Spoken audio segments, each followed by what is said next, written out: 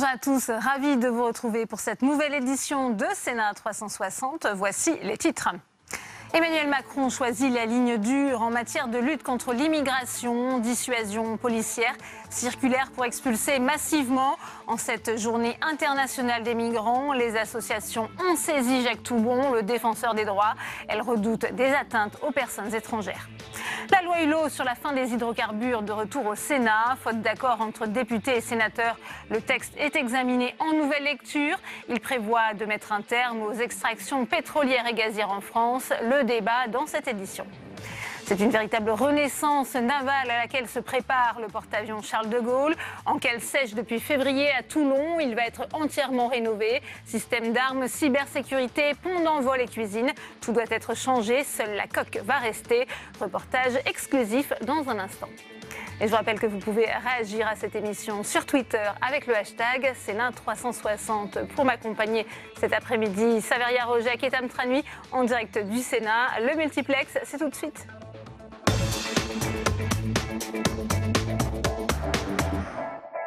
Mais avant de développer tous ces titres en Autriche, le gouvernement formé par la droite et l'extrême droite a été investi ce matin par le chef de l'État. Après 2 mois de négociations, le FPE a réussi à obtenir 6 postes clés, dont 3 ministères régaliens. Alors, quelles conséquences au niveau européen? Élément de réponse avec Fabien Recker.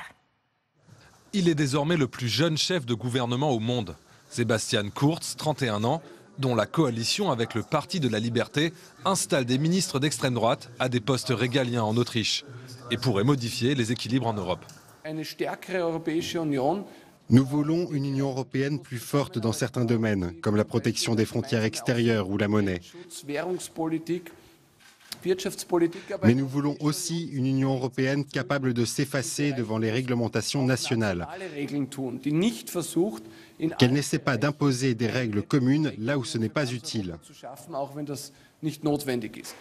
Un discours antifédéraliste qui n'a pas encore été commenté à Bruxelles, tandis que plusieurs leaders de l'extrême droite européenne, réunis ce week-end à Prague, se réjouissaient au contraire du changement de pouvoir à Vienne. L'avenir est aux nations, l'avenir est à une Europe des peuples, à une Europe des coopérations. Le nouveau gouvernement autrichien pourrait surtout rapprocher Vienne du groupe de Visegrad. Ces pays d'Europe centrale, dont les gouvernements eurosceptiques partagent un discours identitaire et le refus d'accueillir des réfugiés sur leur territoire. On sait qu'on a les méchants de la classe qui sont la Pologne et la Hongrie. On voit que les Tchèques essayent d'être un peu moins méchants et déjà se disent beaucoup plus européens. Ils sont prêts à rejoindre d'ici 10 ans la zone euro, ce qui est un signal politique très fort. C'est le cas aussi pour les Slovaques. Dans le cadre des Autrichiens, il y a ce risque. Est-ce qu'ils vont rejoindre ce fameux groupe de Visegrad? Est-ce que pour autant c'est dans l'intérêt des Autrichiens de créer ce contre-pouvoir quelque part régional ou de rester dans la ligne de l'Allemagne? Et je crois que c'est plutôt ce second volet qui compte, parce que in fine, c'est quand même l'Allemagne et la France qui vont dominer les débats. Mais Vienne pourrait aussi mettre des bâtons dans les roues à Paris et Berlin dans plusieurs dossiers, comme les négociations sur la répartition des réfugiés en Europe ou les sanctions face aux menaces sur l'état de droit en Pologne. Sebastian Kurz est attendu demain à Bruxelles. L'Autriche s'apprête à prendre la présidence de l'Union européenne en juillet 2018. Et on va tout de suite retrouver Saveria Rojek en direct de la salle des conférences pour une première réaction. À vos côtés, le sénateur Jean-Marie Bockel. Absolument. Bonjour Jean-Marie Bockel. Bonsoir. Merci de répondre à la question. Vous êtes membre, je le précise, du groupe d'amitié France-Autriche. Comment jugez-vous cette situation autrichienne? Oui, je suis membre du groupe d'amitié parce que c'est un pays que je connais et que j'aime. Je pense que c'est une mauvaise nouvelle sur le plan politique. Et évidemment, nous avons un regard politique à porter sur cette situation et même moral. Et puis, il y a une dimension géopolitique qui est forcément plus complexe. C'est une mauvaise nouvelle déjà pour l'Autriche parce que être obligé, entre guillemets, de faire alliance avec ce qu'on appelle là-bas la droite populiste autrichienne, mais avec tout de même un certain nombre de personnalités qui sont quand même très marquées sur des thèses que nous qualifions d'extrême droite, ça n'est jamais une bonne nouvelle. Il est certain que l'alliance avec les sociodémocrates s'inscrivait plus dans des schémas que nous... Et ils ont obtenu, qui plus est, des ministères régaliens. François Hollande a jugé ce matin contraire aux valeurs de l'Europe, cette composition du nouveau gouvernement autrichien. Vous êtes d'accord? Est-ce que c'est contraire aux valeurs de l'Europe? Si vous voulez, la position de ces formations, évidemment, sont contraires aux valeurs européennes. Après, si vous voulez, il y a la question du regard français. Moi, je vous donne un exemple qui est plus proche encore, enfin plus proche, oui, qui est frontalier directement, c'est la Suisse. Ça ne fait pas des grands titres, mais depuis que le parti populiste suisse a fait des scores importants, ils font partie systématiquement, tant au niveau national que local, de la coalition, et souvent avec des ministères importants.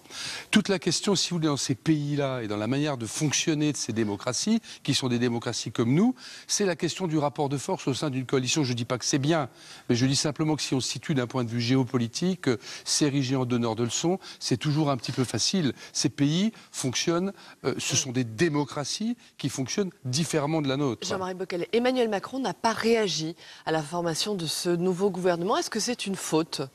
En aucun cas. Emmanuel Macron se situe sur un plan géopolitique, c'est-à-dire qu'il considère qu'en Europe, il y a un certain nombre de partenaires, dont la Pologne, dont un certain nombre de pays qui ont des positions, pas forcément d'ailleurs en provenance de la droite populiste toujours, parfois tout simplement des conservateurs, qui ne sont des positions qui vont à l'encontre de la construction européenne. Ce qui compte au niveau de cette coalition autrichienne, revenons à l'Autriche, c'est de savoir si au niveau du chancelier qui a pris lui-même des affaires européennes, on va pouvoir travailler ensemble. Apparemment, il donne les gages pour cela. Nous verrons bien. Vous savez, voilà. Alors, justement, on a déjà connu ça en Autriche. Justement, l'Autriche présidera l'Union européenne au second semestre 2018. Qu'est-ce qu'il faut en attendre ? Il faut juger sur les actes. Nous avons déjà connu, j'étais déjà dans le groupe d'amitié quand j'étais député, à l'époque où il y a eu la première coalition avec l'extrême droite, où d'ailleurs certains propos extrêmes à l'époque ont amené le pays à l'époque à faire un petit peu le ménage, hein.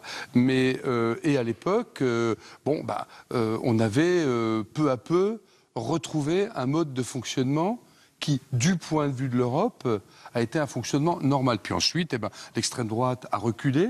Là, elle revient en force, comme dans beaucoup de pays. On va juger sur pièce. Le nouveau chancelier n'est pas un populiste, n'est pas un homme d'extrême droite. Il a, dans l'esprit de sa démocratie, passé un accord pour gouverner.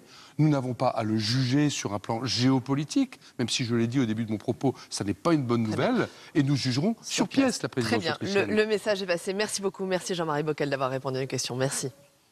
Merci à vous, Saveria, pour cette première réaction en direct. Alors que le projet de loi immigration et asile doit être présenté au printemps 2018, le gouvernement semble choisir une ligne dure, augmentation des éloignements, contrôles administratifs dans les centres d'hébergement d'urgence. Les associations ont saisi aujourd'hui le défenseur des droits, Samia Dechir. Des contrôles dans les centres d'hébergement d'urgence pour les migrants. Du jamais vu jusqu'ici. Ils sont désormais autorisés par une circulaire signée le 12 décembre dernier par Gérard Collomb. Aujourd'hui, nous ne savons pas qui est dans ces centres d'hébergement d'urgence. Et donc, on pense qu'il y a à peu près un tiers des personnes qui sont des réfugiés, qui pourraient être placés ailleurs et avoir droit au logement, avoir droit à une vie normale. Un tiers qui sont des déboutés du droit d'asile, donc qui devraient pouvoir s'en aller. Puis un autre tiers dont il faut évaluer la situation. Un recensement qui doit permettre de désengorger les centres. Mais pour les associations, une ligne rouge est franchie. Elles ont saisi le défenseur des droits. Jacques Toubon a déjà écrit au ministre de l'Intérieur pour lui signifier son inquiétude. Quelle possibilité de recours auront ces personnes qui vont être définies comme ne pouvant pas rester dans cet hébergement, qui vont être éloignés, qui vont être triés?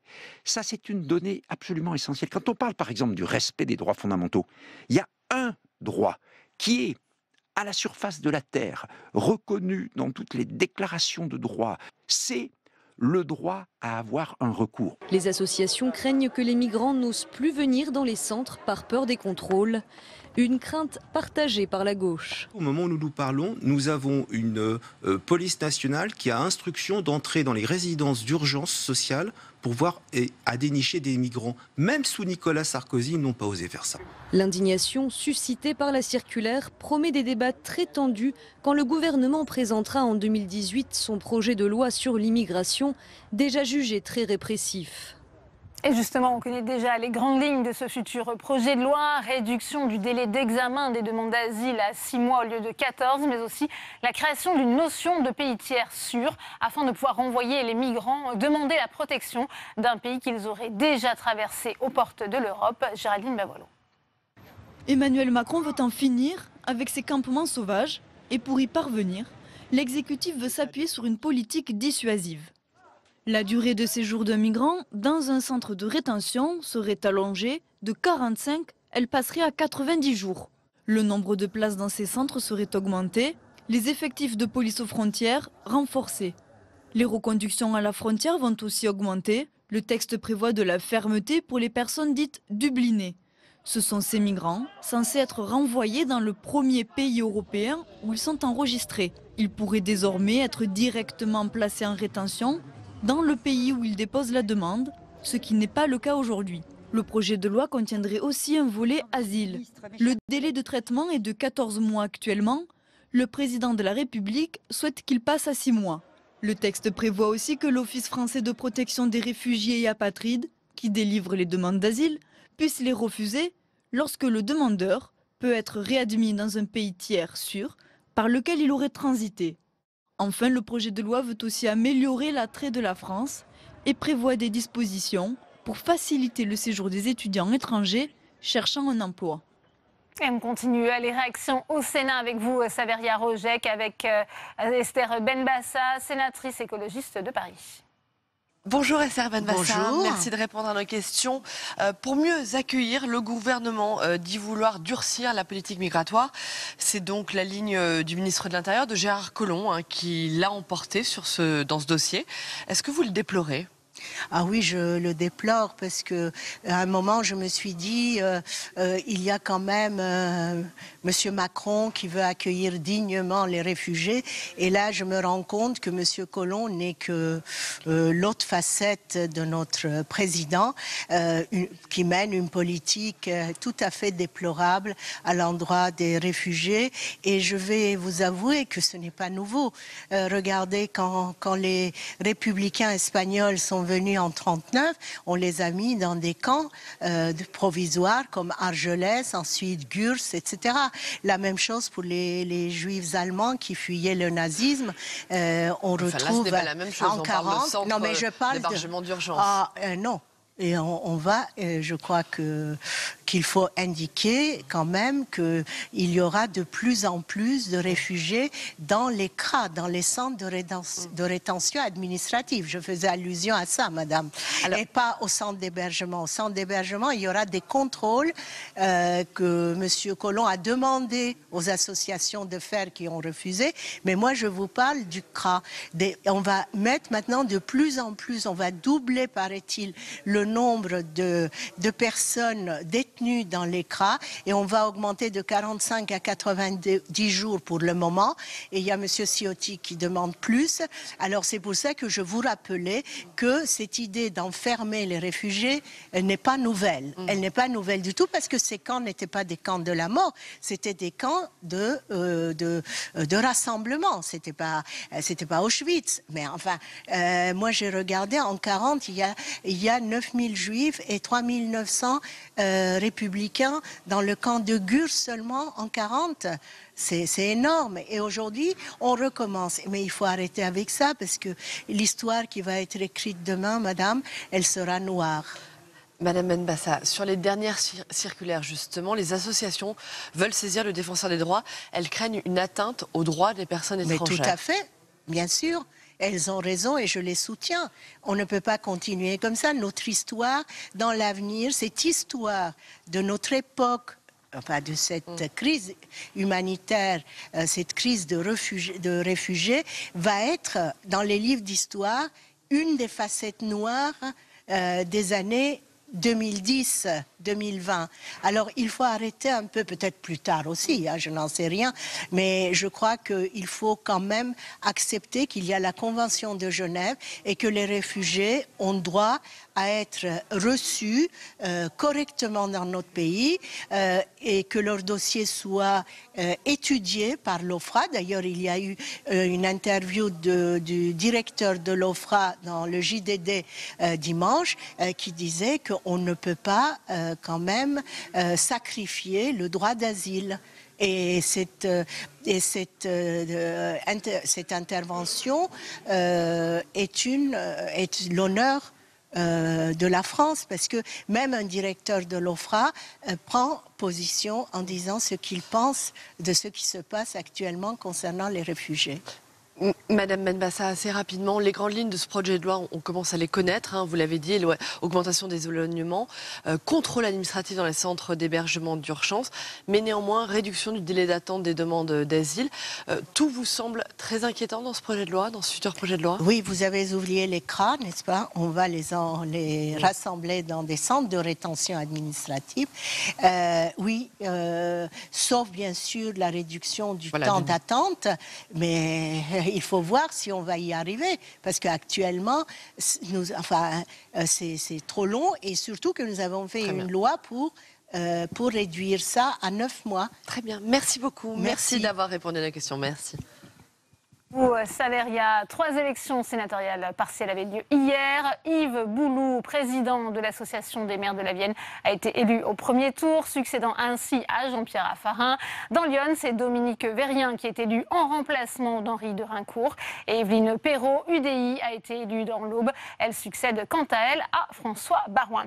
Et puis on vient de l'apprendre par la voix de leur avocat. La Cour d'appel de Paris a rejeté la demande d'annulation de mise en examen de 5 sénateurs de l'ancienne UMP. Je vous rappelle que l'enquête porte sur des soupçons de détournement de fonds publics au sein de leur groupe. Plus à lire sur publicsénat.fr.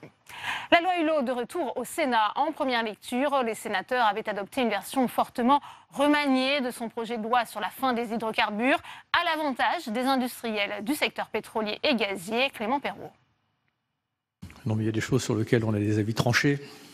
Entre le Sénat et le gouvernement, ce projet de loi est une vraie pomme de discorde. Ce texte est censé mettre fin à la recherche et à l'exploitation des hydrocarbures en 2040. En première lecture, il avait donné lieu à de vives passes d'armes. Sous la houlette des sénateurs de la droite et du centre, il avait été remanié en profondeur. Il affiche l'objectif d'une sortie de la production d'hydrocarbures en France d'ici 2040. Refus du Sénat pour qui la loi ne doit s'appliquer qu'aux demandes postérieures au 6 juillet 2017, date du plan climat. Exception également demandée pour les usages dits vertueux qui ne dégagent pas de CO2, comme pour la fabrication de matières plastiques ou la géothermie. Le gouvernement souhaite la fin des permis d'exploration d'hydrocarbures. Le Sénat, lui, demande une dérogation pour la recherche réalisée à seule fin de connaissance géologique du sous-sol. Ces modifications en profondeur ont passablement courroucé Nicolas Hulot, pour qui les sénateurs ont tout simplement vidé le texte de sa substance. Voilà, je voulais simplement vous livrer mon sentiment. Je n'ai pas l'intention de faire d'effet de manche, de montrer ma tristesse, mais je me dis qu'on n'a pas encore pris, je crois, la mesure de ce qu'il nous attend. La planète, ça l'a été dit, vous inquiétez pas, elle s'en sortira parfaitement. Dans un premier temps, comme d'habitude, ce sont les populations les plus démunies, y compris chez nous, qui vont trinquer. Mais nous en prendrons également pour notre grade à un moment ou à un autre. Pour ces détracteurs, ce projet de loi est surtout symbolique. Les hydrocarbures produites sur le territoire national ne représentent que 1% de la consommation. Députés et sénateurs ne sont pas parvenus à se mettre d'accord sur un texte commun. Pour cette seconde lecture, une motion de rejet a été déposée. Oui, le texte qui est donc examiné en nouvelle lecture. On va d'ailleurs retrouver Tam Tranui qui suit pour nous les débats depuis la tribune de presse de l'hémicycle. Tam, où en est-on dans la discussion? Eh bien, nous sommes encore en pleine discussion générale sur ce texte dans un hémicycle relativement clairsemé. Il faut dire qu'il n'y a pas beaucoup de suspense. Vraisemblablement, le Sénat devrait rejeter le projet de loi sans même débattre des articles en adoptant cette motion de rejet. Il faut dire que sur l'essentiel du projet de loi, sur le volet hydrocarbures, sur le volet politique, sur lequel le gouvernement a fait sa communication, eh bien, il y a un véritable désaccord profond, on l'a dit. D'un côté, le gouvernement qui entend être leader au niveau mondial, qui entend envoyer un signal au monde en cessant d'explorer les hydrocarbures de son sous-sol et qui estime que le Sénat, lui, a une vision rétrograde. Le Sénat, lui, qui, au contraire, dit qu'il veut aussi mettre l'emploi, le social au cœur de ce texte, qui craint l'impact pour l'emploi et qui avait voté de très nombreuses dérogations à l'interdiction de l'exploration d'hydrocarbures d'ici 2040. Sur tous ces sujets-là, eh bien, le dialogue est donc impossible. Tout de même, une consolation, eh bien, le Sénat fait valoir que sur des sujets plus techniques dont on parle moins, eh bien, il a pu intervenir et a obtenu gain de cause, par exemple, eh bien, sur le stockage souterrain de gaz naturel ou encore sur la protection du biocarburant français et européen face à la concurrence déloyale, jugée déloyale de l'Argentine ou encore l'accompagnement des communes dans le déploiement des stations de recharge de gaz ou d'hydrogène. Tout cela, eh bien, ce sont des apports qui ont été adoptés par l'Assemblée nationale lors de la nouvelle lecture et qui sont désormais inclus au texte. Inutile donc, selon les sénateurs, de poursuivre le débat. Soit le désaccord est trop radical et l'accord ne peut pas être trouvé, soit eh bien, les accords ont déjà été trouvés. Merci à vous, Tam, et on vous retrouvera tout au long de cette édition. On retourne à salle des conférences où nous attend Saveria Rojek avec le ministre en charge de l'écologie, Nicolas Hulot.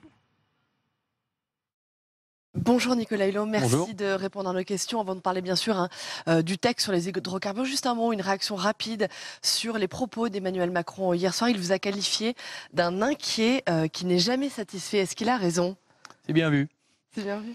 C'est bien vu, c'est un avantage et un inconvénient parce qu'il faut arriver quand même à dédramatiser les choses et avoir peut-être un peu plus de sérénité. Mais la difficulté dans l'engagement qui est le mien, c'est que j'ai une conscience aiguë que je crois qu'on ne mesure pas les risques qu'on a devant nous si on ne fait pas les choses à la hauteur. Voilà, parce que j'ai vu les choses sur le terrain, notamment sur le climat, j'ai vu les conséquences, sur l'érosion de la biodiversité également. Donc peut-être que tout ça nourrit une inquiétude, mais elle est évidemment associée à un espoir, sinon je ne serais pas là. Alors ce texte qui est examiné dans quelques instants, c'est là qui met fin à l'exploitation d'hydrocarbures. Il devrait être rejeté par le Sénat. Avant même son examen, vous le déplorez qu'il n'y ait même pas eu de solution commune entre les deux chambres? Oui, je le déplore parce que je respecte, c'est la responsabilité du Sénat, les prérogatives de l'Assemblée, donc ça fait partie de la démocratie, il faut évidemment respecter les avis des uns et des autres.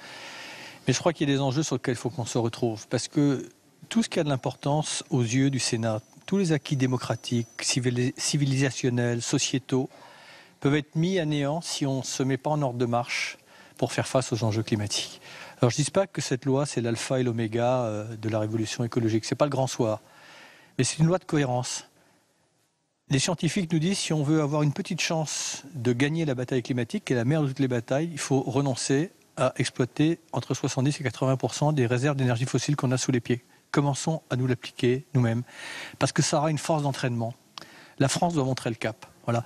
On ne peut pas continuer à chercher des hydrocarbures sur notre territoire tout en disant qu'il faut sortir des énergies fossiles. Que répondez-vous à ceux qui parlent avec ce texte d'une occasion manquée? Certaines ONG parlent de ça. Les Verts, Europe Écologie Les Verts, parlent même du poids des lobbies.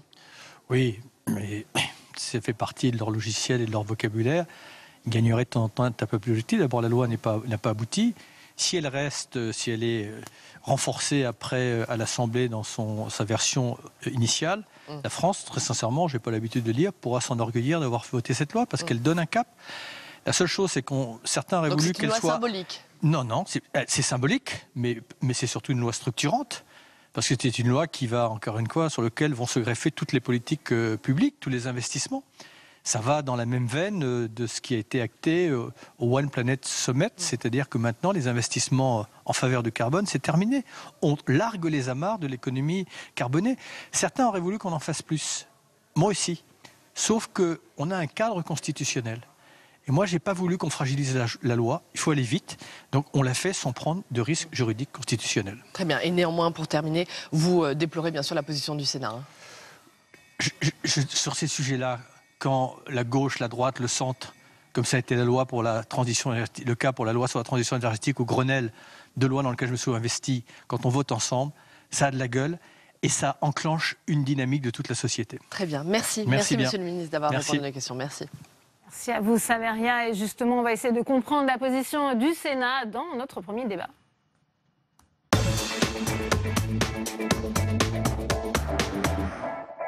J'ai le plaisir d'accueillir sur ce plateau Isabelle Lévy. Bonjour, vous êtes militante du collectif du Pays Pertois. C'est en Seine-et-Marne, vous vous opposez à l'exploration du pétrole de schiste. Merci d'être avec nous. Francis Duzeux est également sur ce plateau. Bonjour, vous êtes le président de l'Union française des industries pétrolières. Également avec nous Bernard Jomier. Bonjour, vous êtes sénateur socialiste de Paris, membre de la Commission des affaires sociales, mais aussi de l'Office parlementaire des choix scientifiques et technologiques. Merci d'être avec nous. Et Sébastien Meurant est également avec nous sur ce plateau.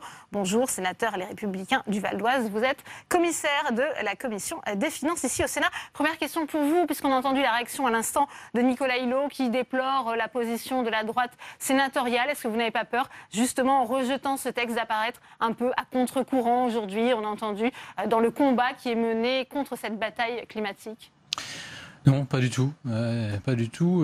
Il suffit de passer la question à M. Hulot. Comment fait-il pour se déplacer? Comment fait-il pour chauffer sa maison? Aujourd'hui, on ne peut pas faire de politique en dehors des réalités.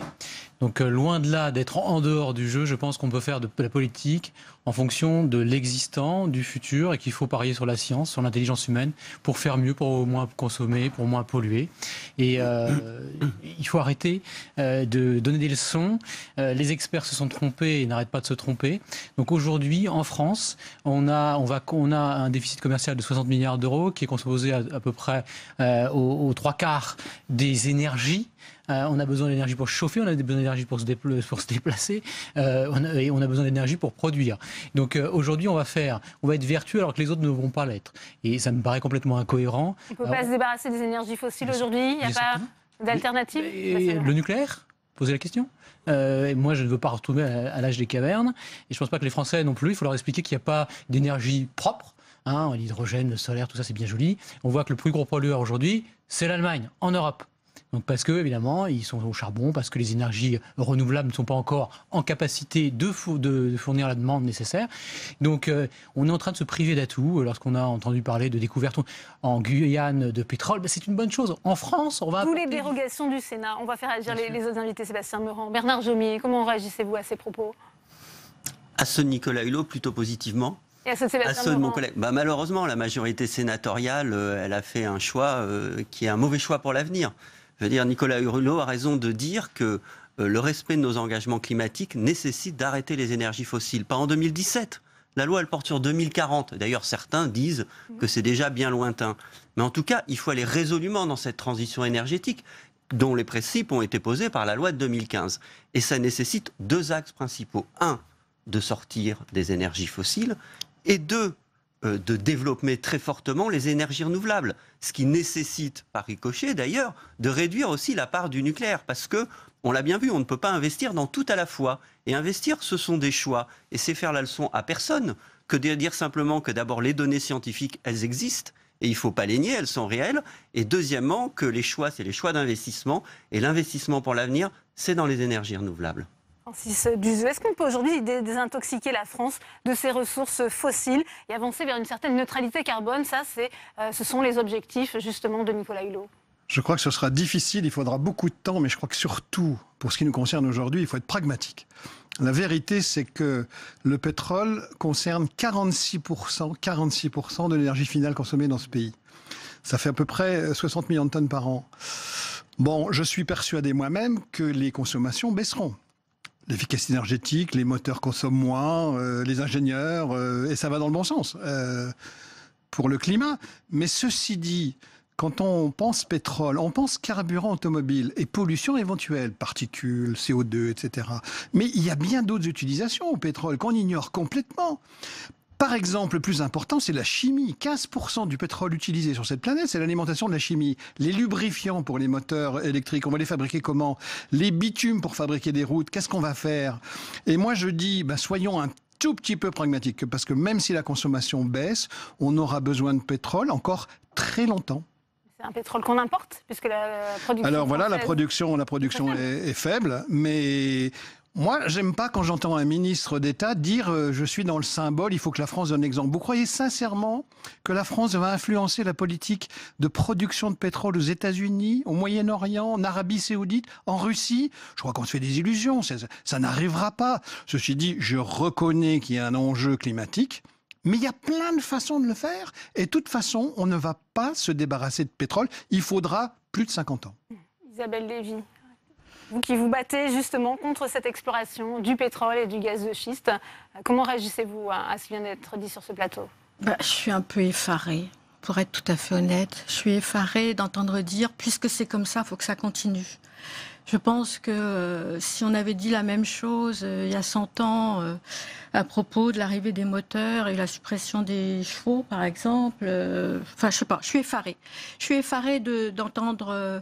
Monsieur le sénateur, dire, faire la promotion du pétrole comme il le fait, je comprends pas. Les mots me manquent. Déjà, il faut quand même dire les choses comme elles sont. La production en France représente 1% de la consommation. Donc, quand vous dites... Bien dommage, mais venez vivre en Seine-et-Marne, monsieur. Venez vivre en Seine-et-Marne, venez vivre à Jouarre. Le pétrole que vous importez, il n'est pas polluant peut-être. Non, mais monsieur, le problème n'est pas là. Vous êtes en train de me dire bien dommage, bien dommage. Vous êtes aussi d'un de ceux qui regrettent qu'on n'ait pas cherché du pétrole de schiste en France? On va aller un petit peu plus loin. Qu'est-ce qui se passe sur le terrain, Isabelle Lévy, quand vous dites venez vivre en Seine-et-Marne? Qu'est-ce que vous déplorez? Qu'est-ce qui se passe? Tout simplement, ce que je veux dire, c'est que la Seine-et-Marne est un des endroits où il y a eu, dans les années 60, la production de pétrole. D'accord? On a eu 2000 puits. Sur ces 2000 puits, il y en a eu 800 qui ont été productifs. Ils sont déclinants. Pour l'instant, Vermillon racle les fonds de tiroir, très bien, et arrive à produire, bon an, mal an, un petit peu moins de 1% de la consommation nationale. Très bien. Il y a eu des gens qui ont eu des idées de génie il y a une dizaine d'années en se disant on va aller récupérer sur les 1200 puits qui s'étaient avérés non productifs mais pour lesquels on avait des traces d'hydrocarbures non récupérables parce qu'enchâssés dans les marnes et donc ce qu'on appelle le pétrole de schiste, on va aller faire exploser tout ça, on va aller faire de la fracturation, on va pouvoir récupérer. Récupérer quoi? 2%? 3%? Vous pensez vraiment que c'est 2%, que c'est 3%, que ce 1% de consommation actuelle, il n'est pas gérable autrement? Est-ce que vous pensez, et là aussi, monsieur, quand vous représentez, je comprends très bien, vous représentez des industries pétrolières, vous ne pouvez pas avoir un discours différent, mais est-ce que vous pensez vraiment qu'il faille penser le remplacement chou pour chou des hydrocarbures par autre chose? Sûrement pas.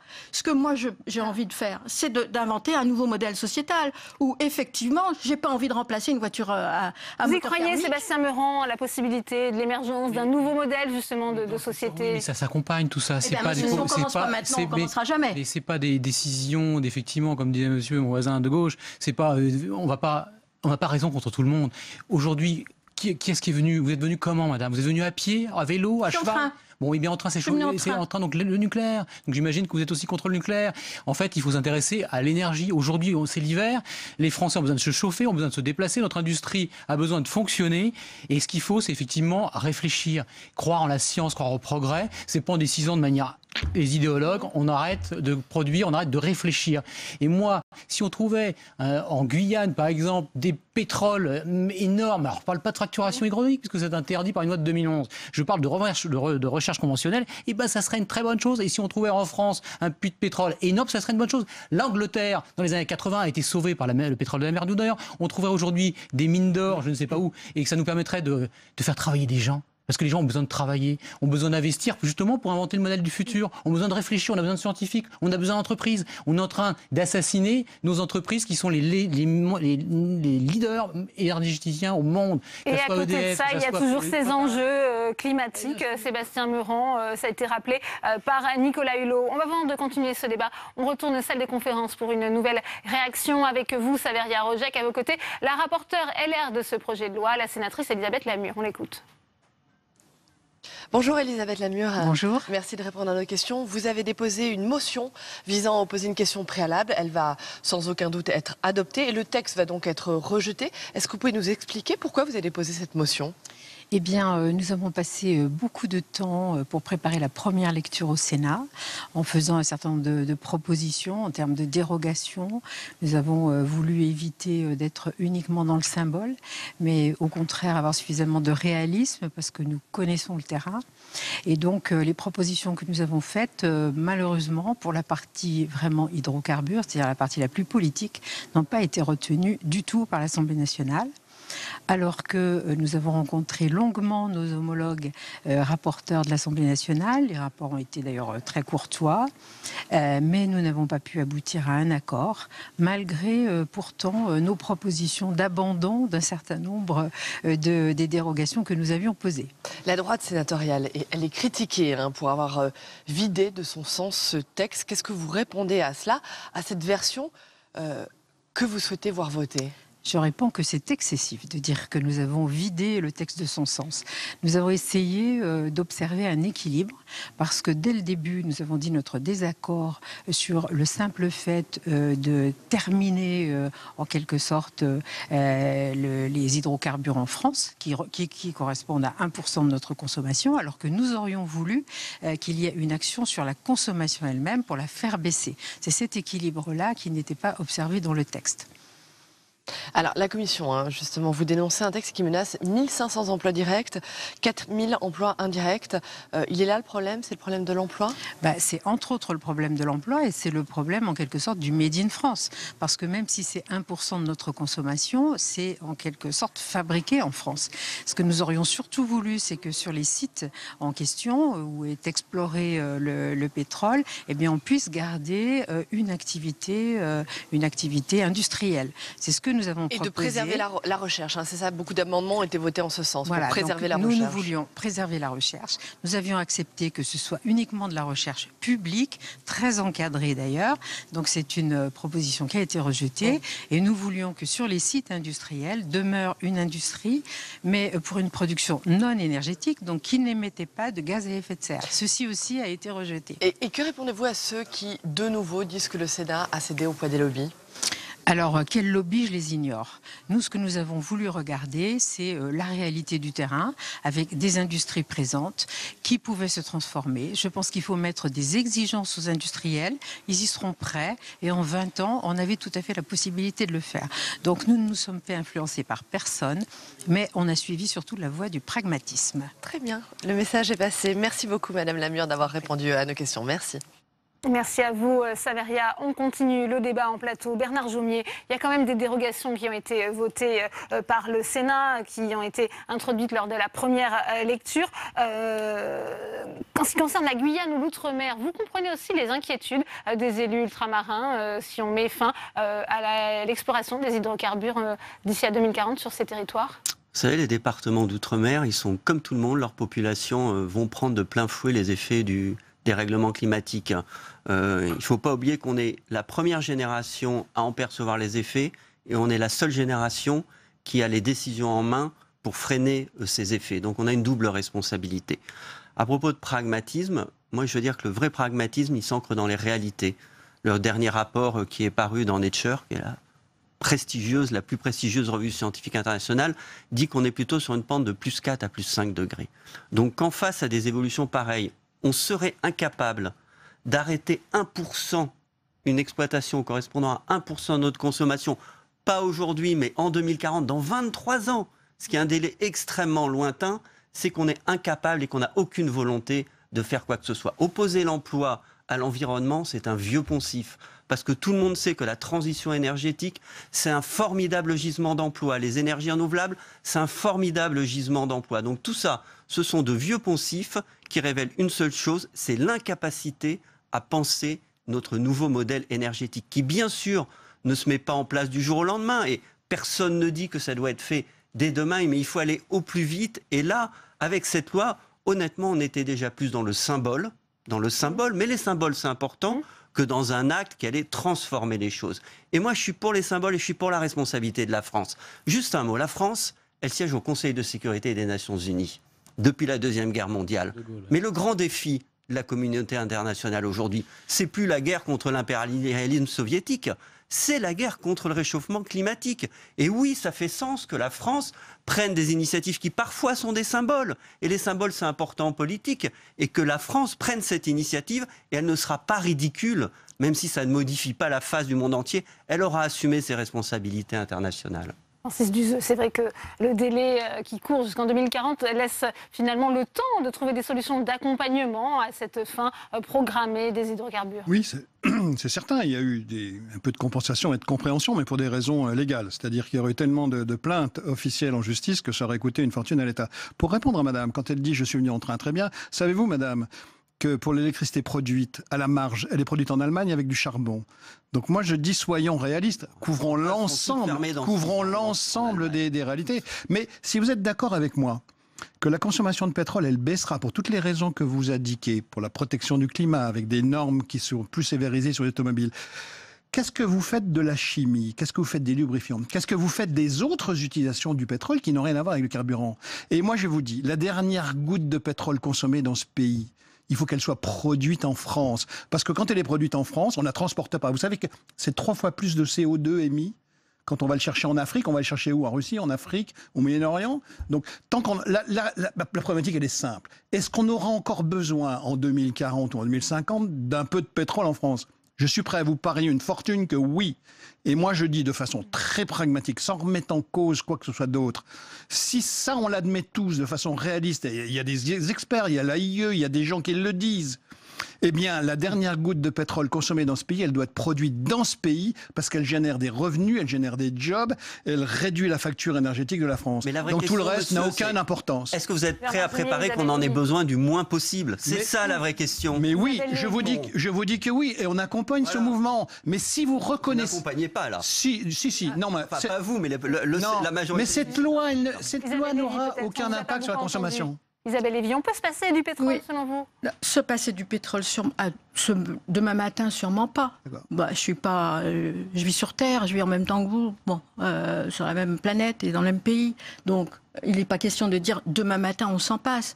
Il est simplement question de se dire à quoi il sert aujourd'hui de faire une analyse systématique de toutes les utilisations de ce pétrole et d'essayer surtout pas, et je reprends les propos que j'avais juste avant, surtout pas d'essayer de remplacer l'utilisation du pétrole par une énergie alternative renouvelable. C'est pas comme ça qu'on va y arriver. Ça ne sert à rien. Je veux dire qu'on va dans le mur, on le sait, tout le monde le sait.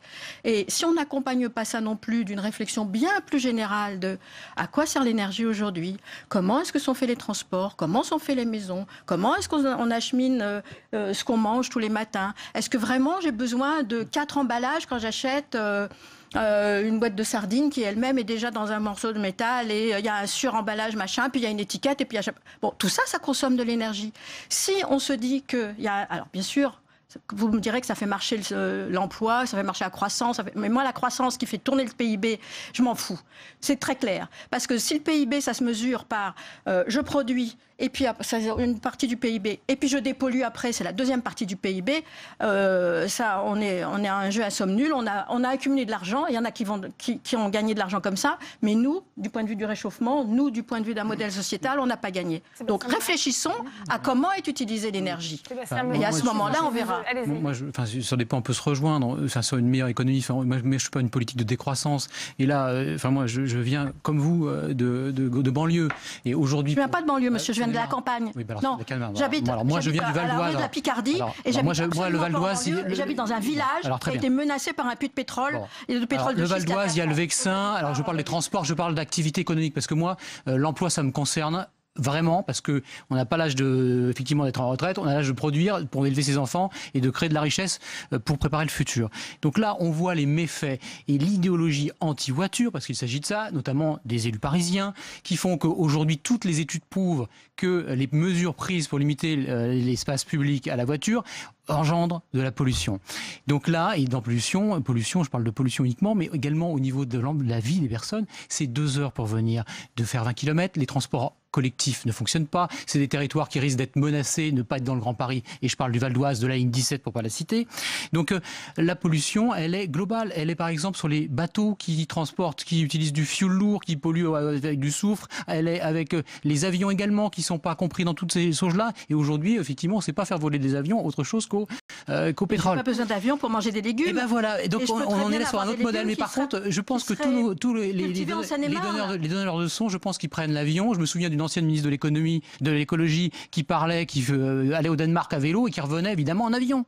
Bon, il faut arrêter, il faut être dans la vraie vie. On arrive bientôt au terme de ce débat, Francis on parlait effectivement. C'était quand même pour Nicolas Hulot aussi un véritable test politique, cette première loi. Oui, bien sûr, parce qu'on est en plein dans la politique. Non, mais je voulais dire à madame vous savez, on est d'accord, on est des citoyens, on a des enfants, on a des petits-enfants, on est entièrement d'accord, moi je suis entièrement d'accord avec ce que vous dites.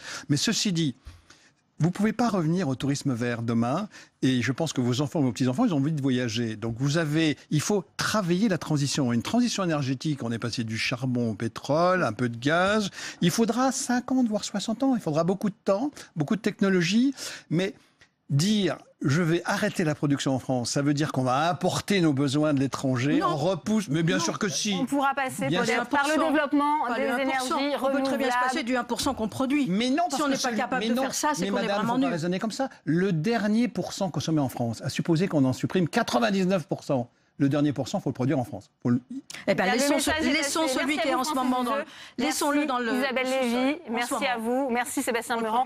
Merci Bernard Jomier d'être venu débattre sur ce plateau. Alors que se pose la question de l'acquisition par la Marine française d'un 2e porte-avions, la Commission des Affaires étrangères et de la Défense du Sénat s'est rendue à Toulon où est stationné le Charles de Gaulle en cale sèche depuis février. Il va être entièrement remanié.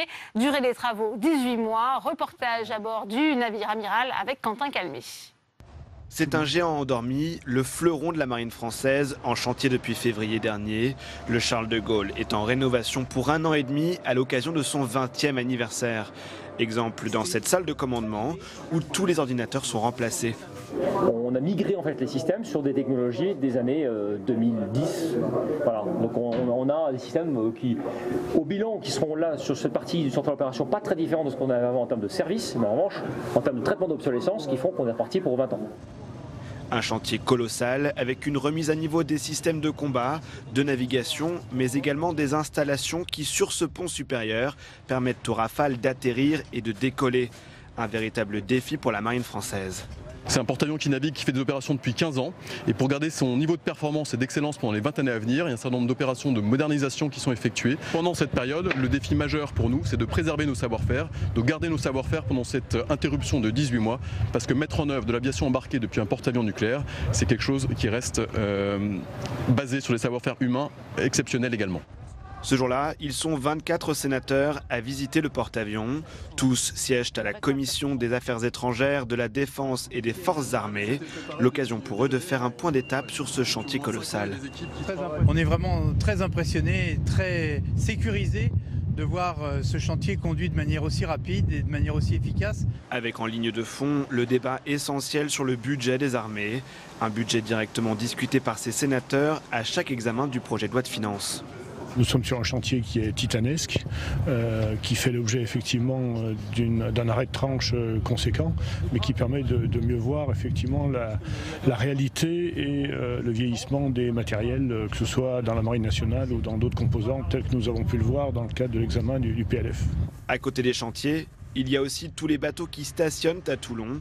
Ici, 75% de la flotte française et tous les moyens d'intervention et de projection. Commandant, commandant du Courbet, bienvenue à bord.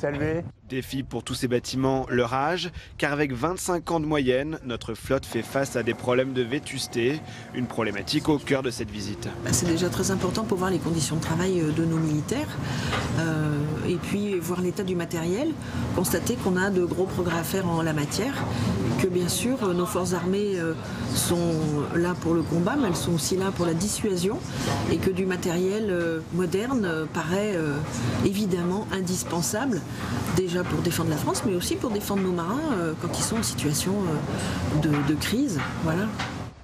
Les sénateurs qui ont pu pendant toute la journée se familiariser avec plusieurs types de vaisseaux stationnés à Toulon. C'est pour 5 personnes, voilà, on a 5 plus le pilote. Ça va très vite. Oui, ça va très vite. Vous cassez pas la margoulette là, hein. C'est pas les escaliers du Sénat ici.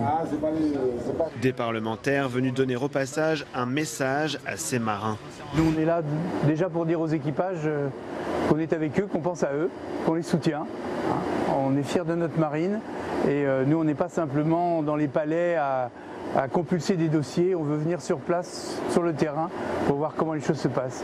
Voir comment les choses se passent avant une nouvelle phase très importante pour le budget des armées. Car en 2018 débutent au Parlement les discussions sur la prochaine loi de programmation militaire. Un moment capital où sera définie la stratégie jusqu'en 2025. Et le capitaine de frégate, le commandant Sébastien Perruquio est notre invité. Le face-à-face, c'est tout de suite.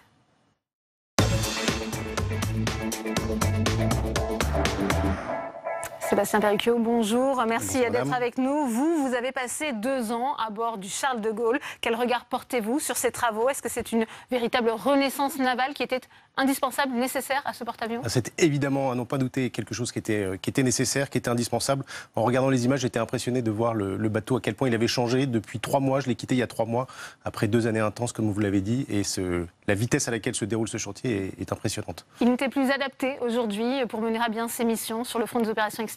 Il était adapté pour les dernières missions qu'il a eu à conduire jusqu'à décembre dernier. Mais l'enjeu, c'est bien de lui redonner 20 ans de potentiel, de le mettre au niveau dont il aura besoin dans les opérations qu'il ne manquera pas de conduire dans les 20 ans qui viennent. Aujourd'hui se pose la question d'un second, d'un deuxième porte-avions. Est-ce que la France en a besoin, selon vous?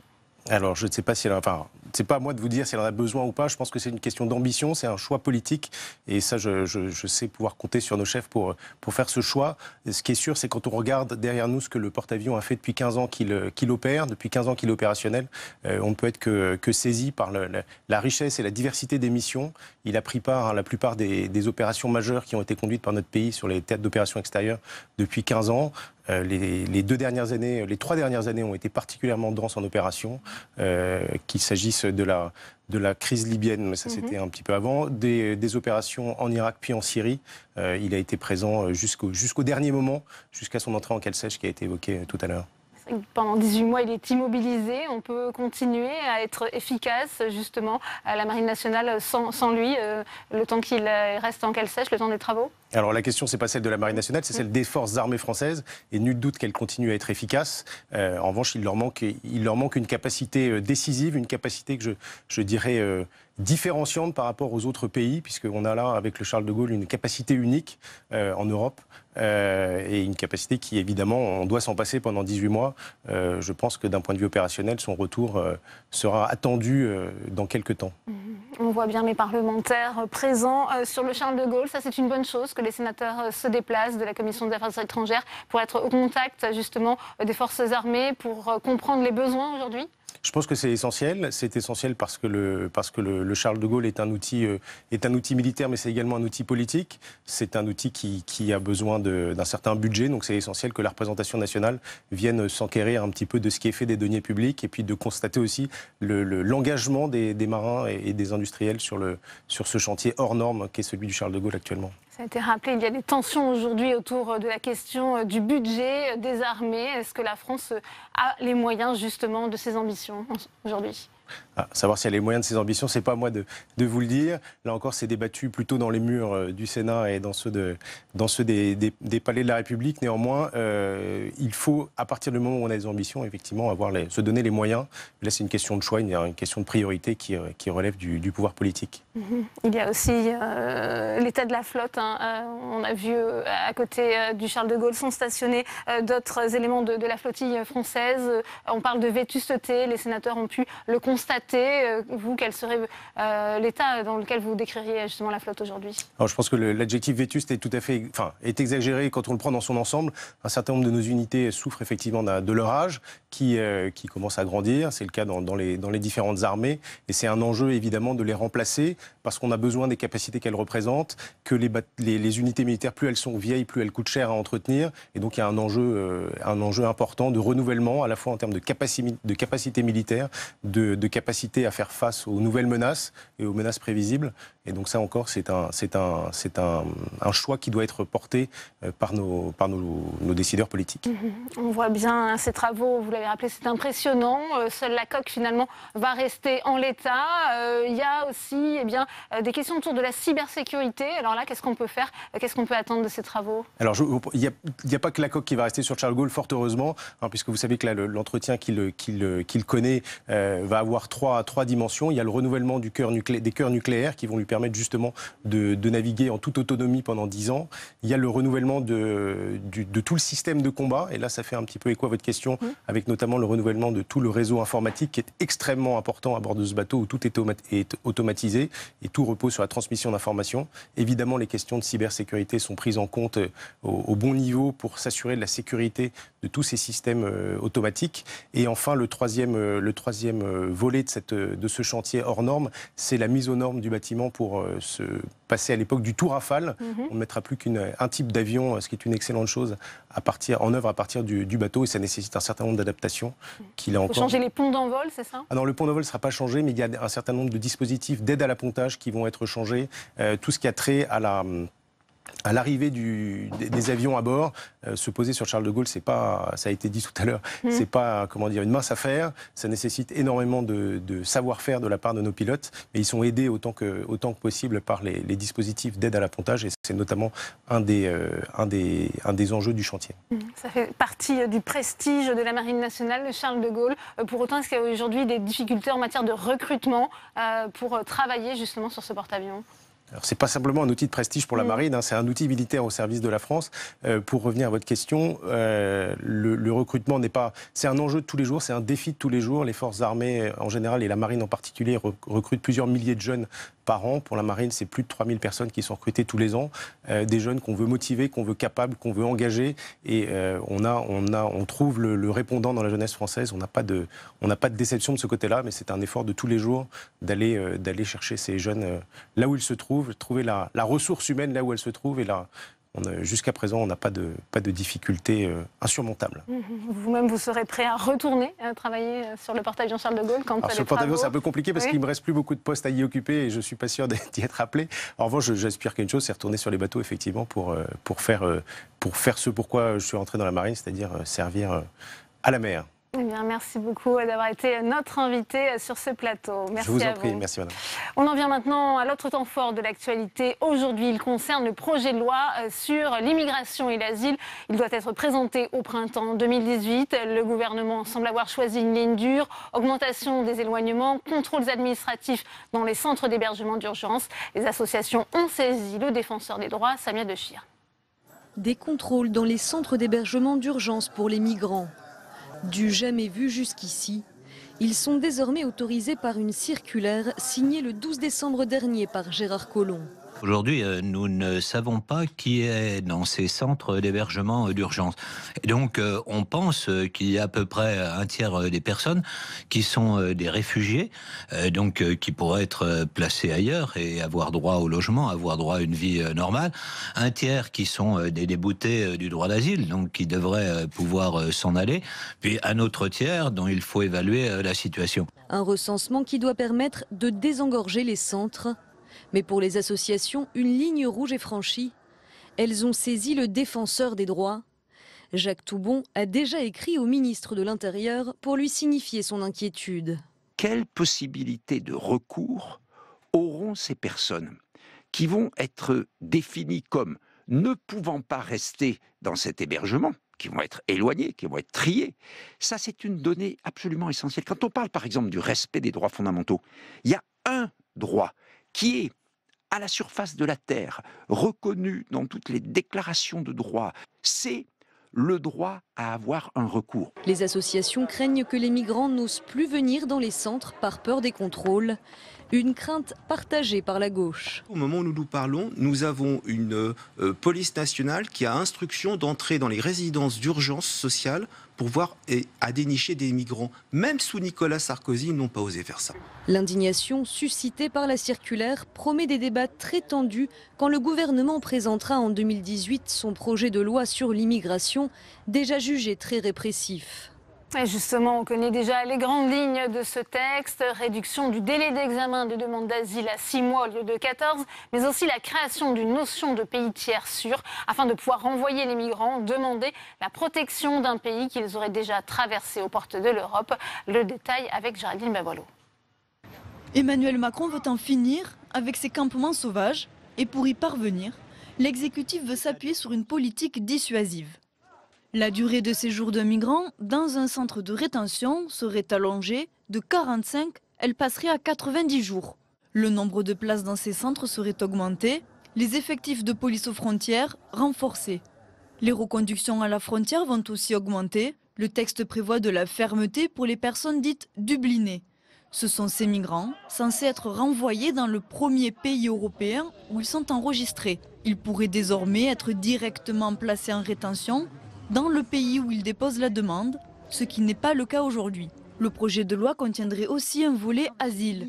Le délai de traitement est de 14 mois actuellement. Le président de la République souhaite qu'il passe à 6 mois.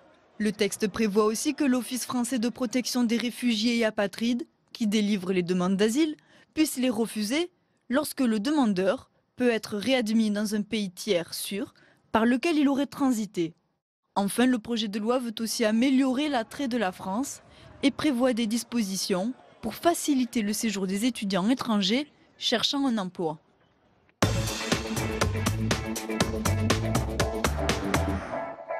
Et on ouvre le second débat de Sénat 360 avec mes invités sur ce plateau. Florence Berthoud, merci d'être avec nous. Vous êtes maire Les Républicains du 5e arrondissement. Merci d'être avec nous. J'accueille également Jean Fontagneux. Bonsoir. Vous êtes le secrétaire général de la Fondation d'entraide protestante. Avec nous également Aurélien Taché. Bonsoir. Vous êtes député La République En Marche du Val d'Oise. Vous avez été chargé par le président Emmanuel Macron d'une mission sur la refonte de la politique d'intégration en France. Et Pierre-Henri, bonsoir, vous êtes directeur général de l'association France d'Air d'Asile. Première question pour vous, justement, Pierre-Henri. On a pu dire, les commentateurs, que finalement Emmanuel Macron avait choisi la ligne dure pour mener à bien, cette politique d'immigration et d'asile. C'est également votre sentiment ? Eh bien, j'en sais rien, mais en tout état de cause, il y a un écart entre les discours du président de la République et la pratique mise en œuvre par le ministère de l'Intérieur. Il y a comme une inversion des priorités. Entre le moment où le président de la République dit aux Français qu'il ne doit plus y avoir le moindre migrant à la rue à la fin de l'année, et puis ce qui se passe en réalité à la frontière italienne, dans les Alpes, à Paris, à Calais, dans les grandes capitales régionales, il y a véritablement un monde. Enfin, à Noël 2017, que l'Italie et la France obligent les migrants à passer par les Alpes pour on a tous en tête, effectivement, ces images au col de l'échelle. Mais c'est absolument incroyable, c'est scandaleux qu'on en soit là. Et plutôt que d'appeler l'Italie et la France à mettre au plus proche des migrants des mises à l'abri, ce qui ne signifie pas que, en l'occurrence, tout le monde restera sur le territoire. Moi, je ne suis pas pour une France ouverte à tous les vents. Je suis simplement pour la dignité, pour le respect de nos engagements internationaux, pour le respect de nos promesses des promesses faites aux Français. Voilà. Et cela, c'est possible dans la France, 5e puissance du monde, c'est possible de le mettre en œuvre. Aurélien Taché, est-ce qu'aujourd'hui la politique du gouvernement est contraire finalement aux valeurs d'accueil que représente la France ? Je ne crois pas que la politique du gouvernement est contraire aux valeurs d'accueil que représente la France. Je crois qu'effectivement, le vrai sujet, c'est la question de la dignité. Le président de la République a eu l'occasion de dire au mois de juillet qu'il souhaitait que plus personne, aucun migrant ne se retrouve à dormir à la rue d'ici à la fin de l'année. On a dans ce pays chaque soir 60 000 personnes demandeurs d'asile qui sont hébergées par des associations comme par exemple France Terre d'Asile. Et on a quelques centaines de personnes encore qui sont dehors. Et c'est quelques centaines de trop. On dit 800, le chiffre qui revient assez souvent. Monsieur Taché, franchement, 800, c'est à Paris. Mais il y en a autant à Calais, il y en a autant dans la vallée de la Roya, il y en a autant à Lille, il y en a autant à Strasbourg. En tout cas, le principe est clair. Tout le monde doit pouvoir avoir accès à un hébergement. C'est une question de dignité. Mais par contre, il n'est pas possible qu'aujourd'hui, avoir ou ne pas avoir l'asile dans ce pays signifie la même chose. Aujourd'hui, que vous ayez l'asile ou non, vous passez 1 an, 2 ans, 3 ans dans un centre d'hébergement. Vous avez une protection internationale qui vous est reconnue par la France, mais... Et vous étiez peut-être d'ailleurs ingénieur, médecin ou que sais-je dans votre pays d'origine et vous êtes coincé dans un centre d'hébergement parce qu'il n'y a pas de vraie politique d'intégration dans ce pays. Et à l'inverse, si vous n'avez pas l'asile, c'est la même chose, vous restez dans ce centre d'hébergement. Aujourd'hui, ce système de l'asile, il s'essouffle parce que justement, on ne tire pas les conclusions et les conséquences du fait qu'une décision d'asile soit octroyée ou non. Et c'est ça qu'on veut transformer. Et effectivement, ça suppose de s'attaquer à un certain nombre de sujets qui sont difficiles, mais je crois qu'il faut le faire, que c'est la pérennité du système qui est en jeu. Jean Fontagnier, est-ce qu'aujourd'hui vous avez le sentiment que le gouvernement a choisi une ligne dure? On parle de dissuasion policière, finalement avec ces circulaires aussi pour augmenter massivement les expulsions. C'est terrible. Ce qui va se passer, c'est que quand il va y avoir des contrôles dans le centre d'hébergement, un grand nombre de personnes qui sont d'origine étrangère vont avoir une inquiétude considérable, c'est-à-dire vont se retrouver à la rue, c'est-à-dire exactement l'inverse de ce qui va se passer, alors que on nous a dit qu'il y aurait de moins en moins de personnes à la rue, et en tout cas plus à la fin de l'année. Là, ici, toutes ces personnes qui sont en droit incomplet ou en difficulté vont se retrouver dehors. Et donc, il va y avoir une cohue à l'extérieur de personnes sans domicile et en grande fragilité, en grande inquiétude. Donc, nous avons entendu l'appel à co-construire ensemble avec la société civile ce travail, cette vision de la migration demain. Nous avons depuis des mois demandé une concertation avec les pouvoirs publics sur cette question. Et là, il y a des circulaires qui tombent de façon autoritaire sans aucune concertation. Donc, ça rend un problème. Florence Bertoussac, il y a cette circulaire, et notamment la dernière en date du 12 décembre, qui permet justement de contrôler la situation administrative des personnes qui sont dans les centres d'hébergement d'urgence.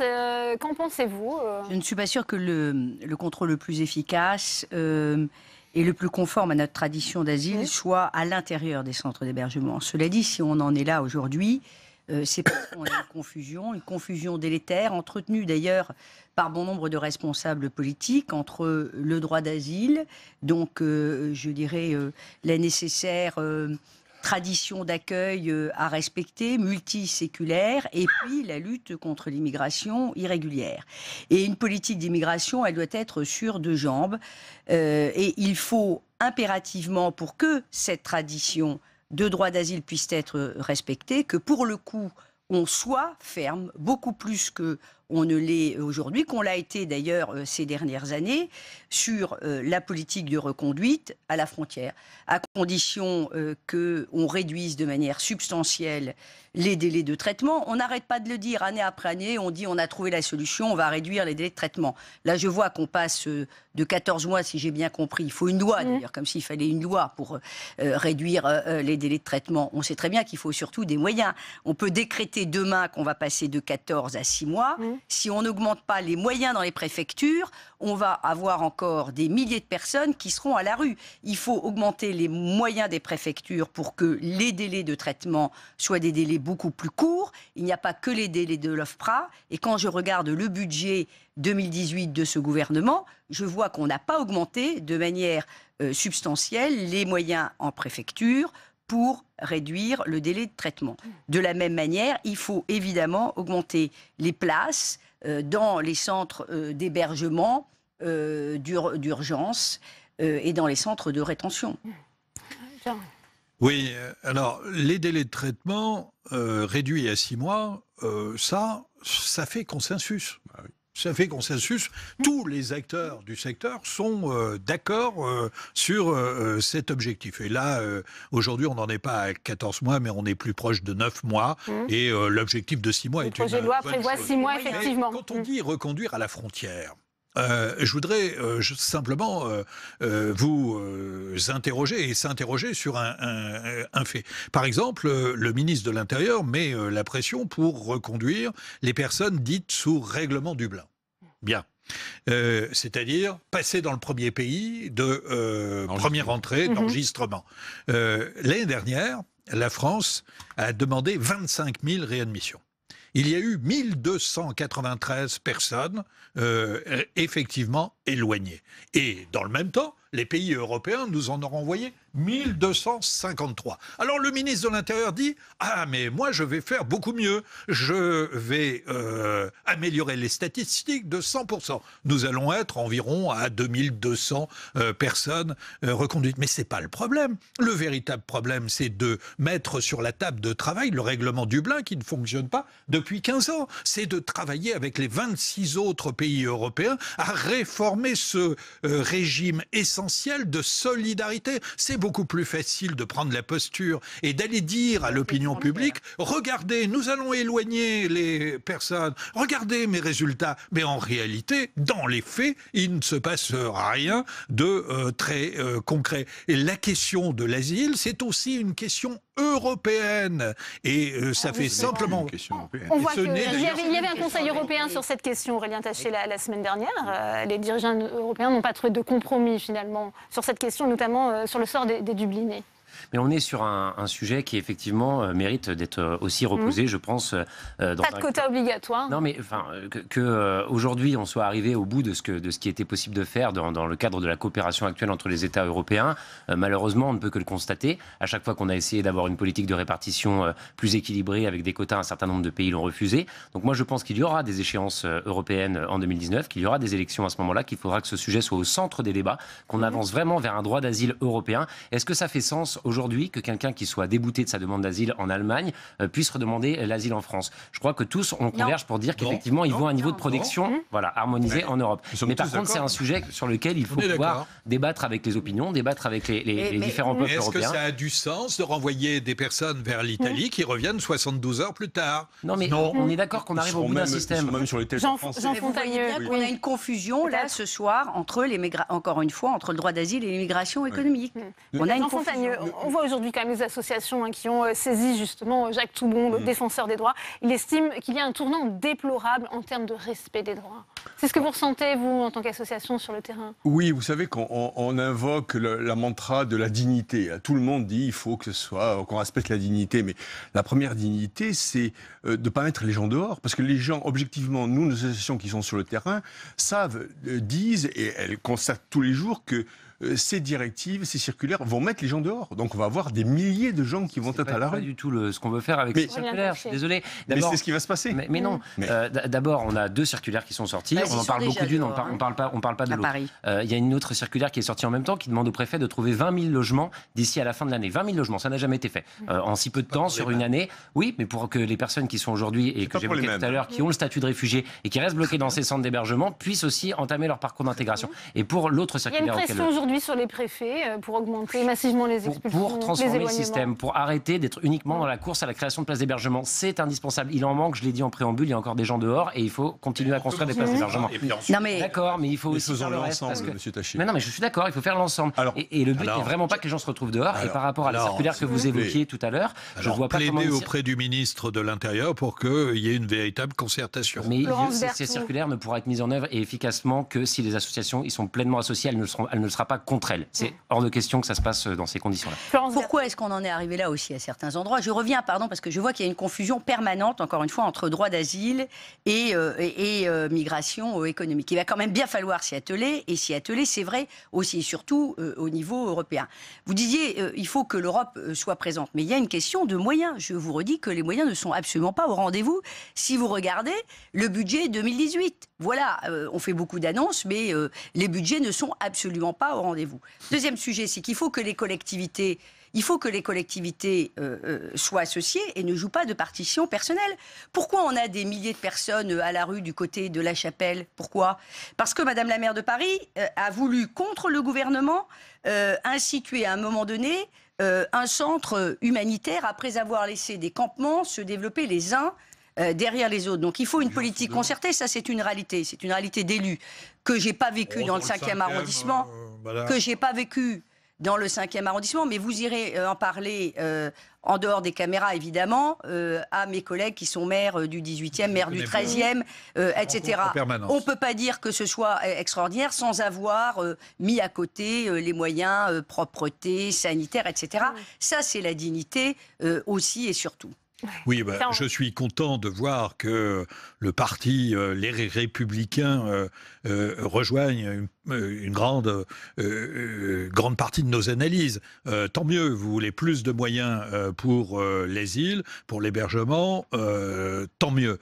Mais je ne peux pas vous laisser dire... Et des délais réduits, des délais considérablement réduits. Je ne peux pas vous laisser dire que les maires des grandes villes, telles que Paris, en réalité, ont réagi seuls. Non, il se trouve qu'il y a 43% de la demande d'asile se concentre depuis près de 40 ans sur l'Île-de-France. C'est ainsi compte tenu de l'organisation administrative de notre pays. Et donc il faut des moyens. Et la ville de Paris, comme d'autres villes, Lille, Bordeaux, etc., sont aujourd'hui effectivement dans de grandes difficultés. Mais il ne faut pas inverser les priorités. La priorité, c'est d'accueillir les gens dignement, d'anticiper ces mouvements. Parce que vous parlez de moyens. Écoutez, nos amis allemands, que nous aimons beaucoup citer en exemple, eh bien, en 2015, lorsqu'ils ont accueilli cette grande vague d'immigration, ils ont mis les moyens, ils ont fait un plan d'investissement sur 4 ans, 75 milliards. Nous, on est resté dans notre petite boîte en espérant surtout qu'on n'allait pas être touché par les flux migratoires et on a fait que courir après l'urgence. Ah oui, et pourquoi donc? Notamment parce que le marché de l'emploi n'est pas le même. Une distorsion entre le discours d'Emmanuel Macron, candidat, et la politique dans les actes aujourd'hui. Ce projet de loi immigration et asile qui sera présenté en 2018. Est-ce que la majorité présidentielle pourrait se fissurer? On voit que tous vos collègues députés En Marche ne sont pas forcément d'accord avec le contenu de ce texte. Je ne sais pas comment ils font pour être d'accord ou pas d'accord, puisqu'ils n'ont pas encore vu le texte. Donc, on en connaît déjà des grandes lignes. Non, mais je plaisante, mais franchement, c'est vrai qu'on a besoin de voir d'abord quelle sera la proposition qui sera faite par le gouvernement de manière précise, et qu'ensuite, pour que l'ensemble de la majorité puisse pleinement être associé et soutenir ce texte, et je ne doute pas que ce sera le cas, qu'on ait l'ensemble des éléments qui soient traités. Effectivement, la réduction des délais de procédure, c'est l'élément central, parce que c'est comme ça que le parcours d'intégration peut commencer plus tôt pour ceux qui se voient reconnaître le statut. Et c'est aussi comme ça qu'on peut éventuellement avoir un peu plus de retour qu'aujourd'hui pour les personnes qui ne pourraient pas rester en France, puisque au bout de 2 ans, quand quelqu'un a commencé à construire sa vie en France, il est très difficile d'envisager un retour. Donc la réduction des délais est vraiment centrale, et il faut ensuite que les 2 autres aspects, une politique d'intégration ambitieuse, c'est la mission que m'a confiée le Premier ministre, soit bien conduite dans ce pays, et qu'on ait aussi un peu plus de retour, sinon c'est le droit d'asile lui-même qui est dévoyé. Très rapidement, Jean Fontaigneux, un mot de la fin avec vous. On a rencontré, pour l'alimentation, il y a les associations qui ont été convoquées, pour le travail, il y a eu un début de dialogue. Pourquoi n'y a-t-il pas de dialogue sur la question de l'immigration, qui est un sujet central? Et nous, nos associations, elles sont au cœur de cette question, donc elles savent très bien que les gens qu'on va mettre dehors, ça va être une embolie totale dans les villes. Il y a un grand nombre de cités qui ont déclaré la semaine dernière que ça allait être la catastrophe dans les mois, dans les semaines qui vont suivre. Donc, on ne veut pas mettre les gens dehors, et vous avez raison. Par contre, il faut un dialogue avec les associations, et je suis sûr qu'on trouvera les moyens de ce dialogue avec le gouvernement. Enfin, peut-être qu'il n'a pas été suffisamment rapidement mis en place. Mais les associations demandent de nouveau un dialogue. Merci Aurélien Taché, merci à vous Jean Fontaigneux, merci Florence Berthoud, merci Pierre-Henri d'être venu sur ce plateau. On va retourner dans l'hémicycle où nous attend Tam Tranui. Tam, le Sénat qui vient de rejeter pour la seconde fois le projet de loi qui doit mettre fin aux hydrocarbures. Et oui, qui doit mettre fin à l'exploration d'hydrocarbures en France à l'horizon 2040. La motion de rejet qui avait été présentée par la majorité sénatoriale a donc été adoptée par 192 voix contre 145 voix. Cette motion qui a eu pour effet de rejeter directement le texte sans passer par l'examen des articles. Et pourtant, le ministre Nicolas Hulot, en préambule, a enjoint les sénateurs à prendre conscience du contexte mondial. Il s'est appuyé sur ce qui s'est passé la semaine dernière lors du One Planet Summit qui a eu lieu à Paris. Et il a rappelé qu'alors la Banque mondiale avait annoncé qu'elle renonçait au financement des énergies fossiles à horizon 2019. Preuve que la France ne serait pas la seule sur cette ligne. Écoutez Nicolas Hulot. Je voudrais dire que cette décision de la Banque mondiale, elle montre que dans ce domaine, en tout cas, et c'est probablement vrai dans d'autres domaines, quand un pays montre la voie, et en l'occurrence la France, elle est souvent écoutée et elle est suivie. Ça a été le cas sur l'objectif que j'avais pris de mettre fin à la vente des véhicules thermiques en 2040. Depuis, je ne compte plus le nombre d'États ou de grandes agglomérations qui ont pris les mêmes objectifs, souvent d'ailleurs dans un calendrier beaucoup plus raccourci. Malgré ses arguments et son discours apaisé, Nicolas Hulot n'a pas eu gain de cause auprès de la majorité sénatoriale. La majorité sénatoriale qui a dit pourtant qu'elle partageait les objectifs, même si elle ne partage pas la marche à suivre, et qui a tenu à dire qu'elle n'était pas climato-sceptique et qu'elle ne voulait pas être caricaturée. Écoutez Elisabeth Lamure, qui était la rapporteure LR du texte. Non, il n'y aurait pas d'un côté les vertueux, adeptes d'un nouveau monde, et de l'autre les rétrogrades, enfermés, pour citer le rapporteur de l'Assemblée nationale, dans une vision défensive et passéiste de la transition écologique pour notre pays et notre tissu industriel. Et Elisabeth Lamure de lister les éléments de la stratégie écologique du Sénat, défense du nucléaire, prix haut du carbone, aide aux renouvelables dans les territoires. Toutefois, beaucoup de sénateurs ont déploré ce mauvais signal envoyé par la Chambre haute, alors même que le Sénat avait réussi à bâtir des consensus sur d'autres textes portant sur l'environnement, par exemple sur la transition énergétique ou encore la biodiversité. Néanmoins, Nicolas Hulot, tout à l'heure, a rendu hommage au travail, au sérieux du Sénat, même s'il a dit toute sa tristesse face au fait de ne pas être compris par la Chambre haute. Merci à vous, Tam, pour vos explications. Comme tous les lundis, c'est l'heure à présent de sénateur à domicile. Aujourd'hui, nous allons dans le Rhône à la rencontre de Gilbert-Luc Devinaz. Le socialiste a été en première ligne lors de la fusion de la communauté urbaine et du département qui a donné naissance à la métropole du Grand Lyon. C'est une machine administrative inédite en France, dotée de doubles compétences. Reportage de Quentin Calmy. C'est une collectivité unique en son genre en France et dans quelques semaines, elle fêtera son 3e anniversaire. Depuis 2015, le Grand Lyon rassemble la communauté urbaine de Lyon et le Conseil général du Rhône sur 59 communes. Une nouvelle entité devenue un modèle à suivre selon certains. Parmi les conseillers métropolitains, plusieurs sénateurs. Gilbert-Luc Devinaz a été plus de 30 ans élu municipal à Villeurbanne. Il est devenu sénateur il y a quelques mois lorsque Gérard Collomb est entré au gouvernement. Favorable à cette métropole, il la surveille pourtant de très près. Ça va dans le bon sens pour répondre à l'attente de nos concitoyens. Et je reste vigilant par rapport à une logique de pouvoir qui, à mon sens, doit rester entre les mains des représentants du peuple, c'est-à-dire des élus. Car certains maires du département ont le sentiment de ne pas profiter entièrement de la métropole. Gilbert-Luc Devinaz est à la fois élu sur les deux collectivités, entre le département du Nouveau-Rhône et de la métropole de Lyon. Ce jour-là, il a rendez-vous à Communet, à une quinzaine de kilomètres au sud de Lyon. Donc on voit effectivement, il est 10h, la prochaine navette pour Communet c'est 12h17. Donc ça veut dire que c'est assez compliqué quand même de pouvoir utiliser une navette de façon répétée. Donc en fait c'est souvent la voiture qui est utilisée, sauf le matin ou le soir pour aller prendre le train à la gare de Cérézin. Le développement de Lyon a transformé ce village minier et agricole. Désormais, sans appartenir à la métropole, il s'intègre dans le tissu périurbain de Lyon, mais Communet est mal relié à l'agglomération.